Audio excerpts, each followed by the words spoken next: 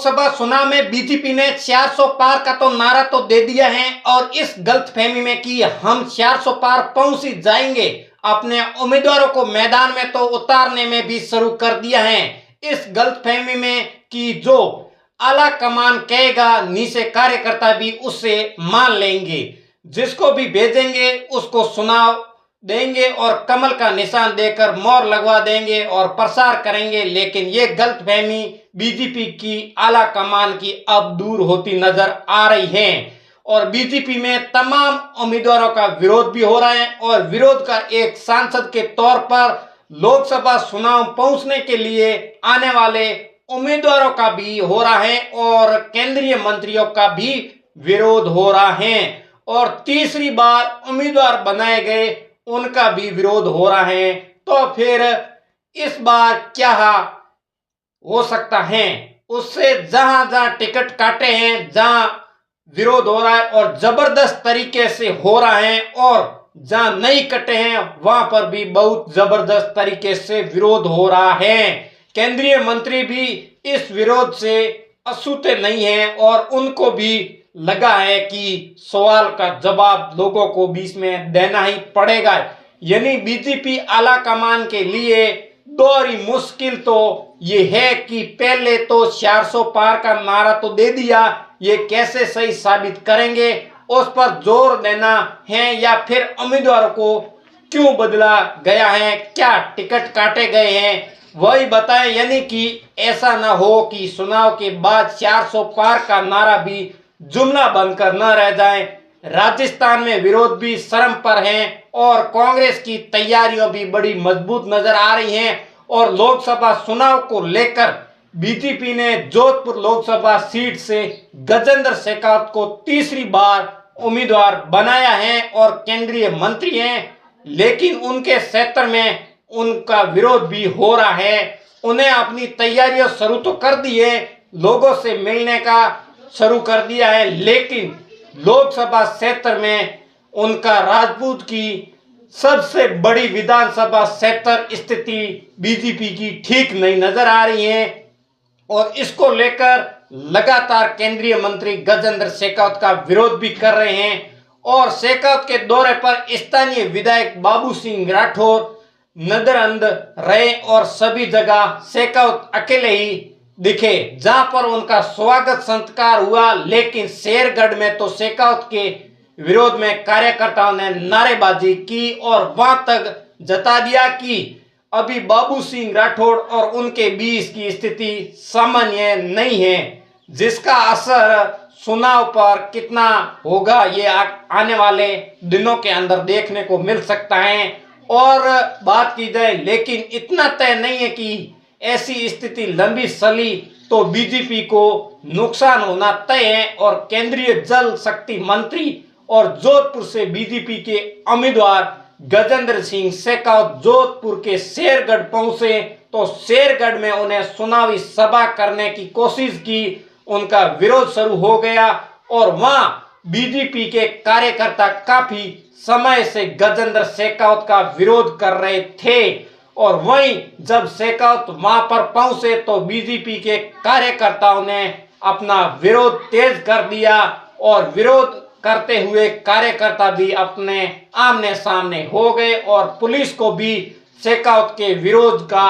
आशा का था कि ये विरोध होगा, इसलिए क्षेत्र में सुरक्षा को बढ़ा दिया गया। बीजेपी के कार्यकर्ताओं के बीच में शेखावत के बीच में काफिले के आगे काले झंडे भी दिखाए गए और गांव में सभा के दौरान जब शेखावत ने अपने द्वारा कराए गए काम गिनवाए शुरू किए तो लोगों ने शेखावत के बारे में जोर शोर से बीजेपी के खिलाफ नारेबाजी भी की थी और फिर कार्यकर्ताओं ने मोदी तेरे से वैर नहीं, शेखावत तेरी खैर नहीं, ये भी नारे लगाने लगे और शेखावत के दौरे को लेकर उनका विरोध के बारे में पुलिस को पहले से ही अंदेशा था, इसलिए अतिरिक्त सुरक्षा व्यवस्था की गई और स्थानीय भाजपा कार्यकर्ताओं के विरोध के चलते शेखावत के काफिले को निकालने में काफी मशक्कत करनी पड़ी और पुलिस को भी इस मशक्कत को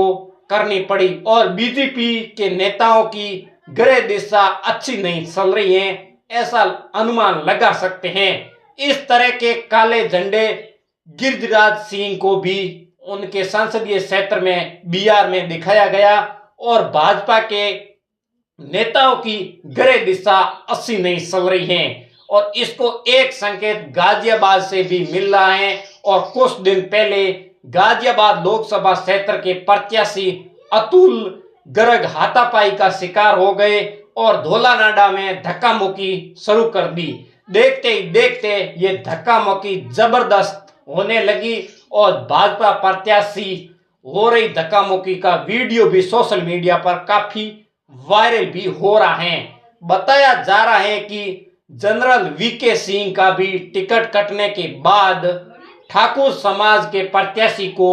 टिकट न देने पर भाजपा के ही कुछ नेताओं ना खुश हैं, जिसकी वजह से उन्हें इस तरीके का विरोध किया है। ये तो खबर गाजियाबाद से थी, लेकिन कानपुर में दबंगों ने भाजपा के पार्षद पवन गुप्ता के ऑफिस में घुसकर उनकी जमकर पिटाई की और उसके बाद ये मामला सिर्फ वहां तक नहीं, टोंक सवाई माधोपुर लोकसभा सीट से लगातार 2 बार से सांसद सुखवीर सिंह जौनपुरिया को कार्यकर्ताओं के विरोध का सामना करना पड़ रहा है और टोंक सवाई माधोपुर से बीजेपी के प्रत्याशी जौनपुरिया कार्यकर्ताओं से मिलने टोंक जिले पहुंचे। वहां के मालपुरा कार्यकर्ताओं की बैठक में हंगामा हो गया और सांसद और लोकसभा प्रत्याशी सुखवीर सिंह जौनपुरिया का गो बैक के भी नारे लगे। ऐसे नारों के बीच में बीजेपी 400 पार का नारा दे रही है, पर 400 पार कर पाएगी या नारा में सीमित हो जाएगी। अब ये तमाम लोग जो के कुछ घटनाओं हैं पिछले एक हफ्ते के दौरान किस तरह से विरोध प्रदर्शन हुआ। हालांकि चुनाव की घोषणा और चुनाव की घोषणा से पहले और अब तक के तमाम परिदृश्य को देखते हुए बीजेपी की हालत बहुत ज्यादा चिंताजनक बनी हुई है, लेकिन बीजेपी फिर भी कह रही है कि हालत निरंतर है और एक तरफा राजस्थान में विरोध प्रदर्शन, गुजरात में टिकट वापसी,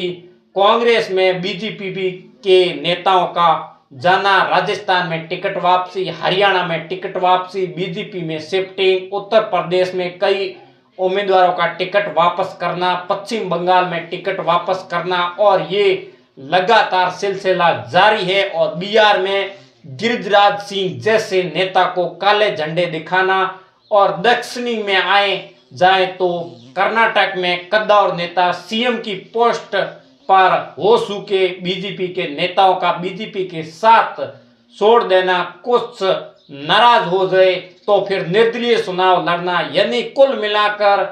देश के हर राज्य में बीजेपी के लिए कहीं न कहीं टिकट वापसी का गेम तो है। कहीं पर विरोध प्रदर्शन हो रहा है और कई उम्मीदवारों को सही टिकट नहीं दिया गया, उसको लेकर विरोध किया जा रहा है और उम्मीदवारों को हार का खतरा दिखाई दे रहा है। ये बहरहाल में अभी चुनाव आयोग भी आगे क्या करेगा, आगे भी बढ़ेगा और चुनाव जैसे जैसे आगे बढ़ेंगे और चुनाव को जैसे जैसे आगे बढ़ता हुआ हम देखेंगे, ये घटनाक्रम और भी बदलते नजर आएंगे। पर बात की जाए तो राजस्थान में शुरू से राहुल कस्वा का टिकट काटने के बाद में लगातार वहां पर भी बीजेपी पीछे रह रही है और कांग्रेस आगे बताई जा रही है,